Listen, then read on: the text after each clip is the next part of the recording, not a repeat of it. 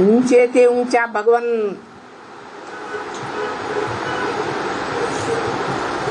गाया हुआ है,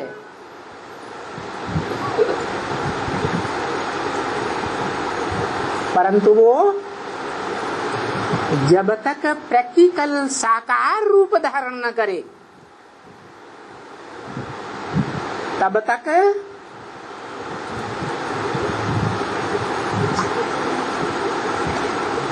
मास्टर सर्वशक्तिवान नहीं कहा जाता, मास्टर त्रिकालदर्शी नहीं कहा जाता।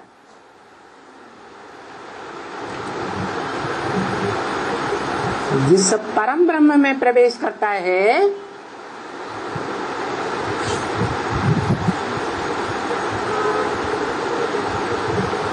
वो परम ब्रह्म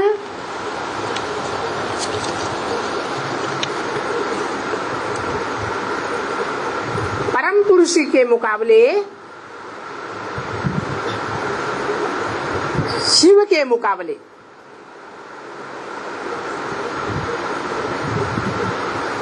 पांच तत्वों का प्रधान पुतला है या नहीं है, है?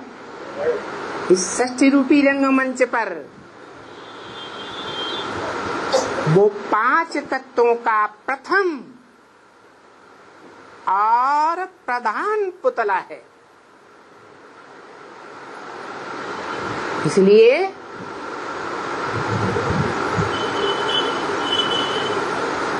सुप्रीम सोल के मुकाबले मेल है या फीमेल है? है? फीमेल है।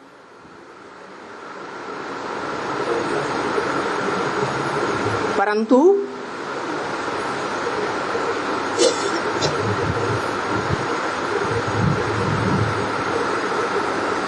वो शरीर रूपी रथ को ही कब्जे में करता है,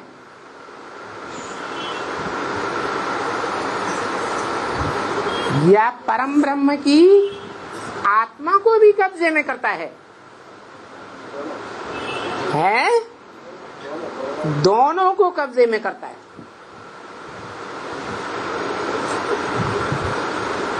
इसलिए वो मनुष्य सृष्टि का बीज साबित हो जाता है। जिस बीज में जड़ और जंगम, जंगम माने चैतन्य आत्माओं का बीज, और जड़ माने पृथ्वी जलवायु अग्नि आकाश, इन पांचों तत्वों का बीज है।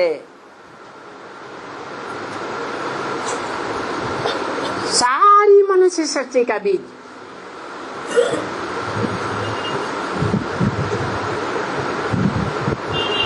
उसकी यादगार क्या है?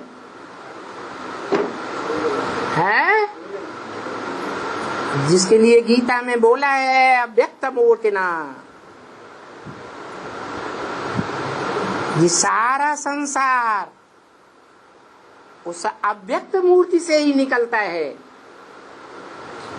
और उसी अव्यक्त मूर्ति में समा जाता है महामृत्यु के समय।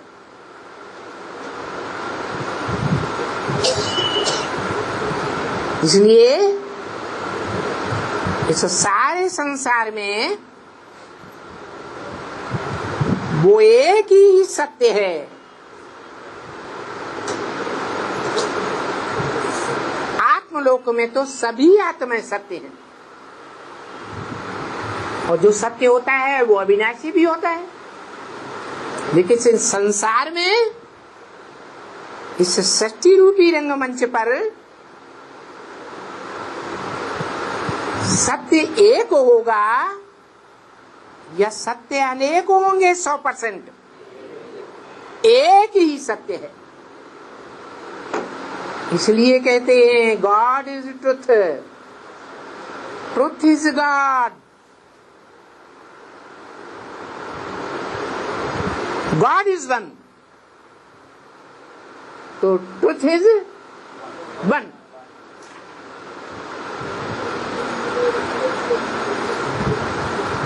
जो इस सत्य रूपी रंगमंच पर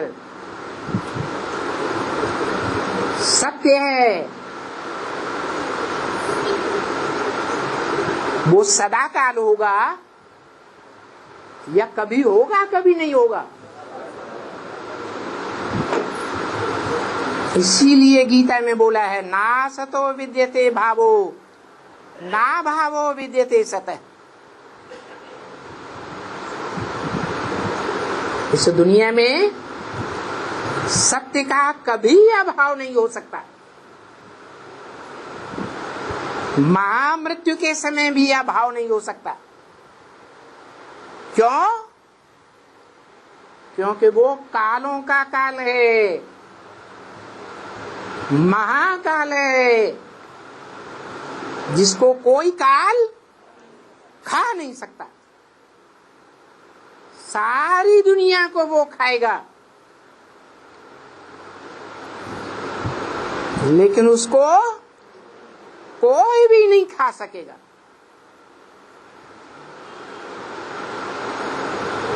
सारी दुनिया जड़ और जंगम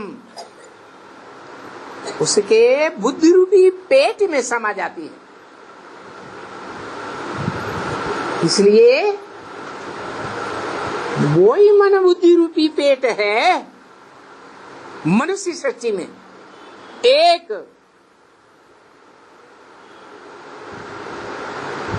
जिस बीज में सारा मनुष्य सृष्टि रूपी भी वृक्ष समाया हुआ है।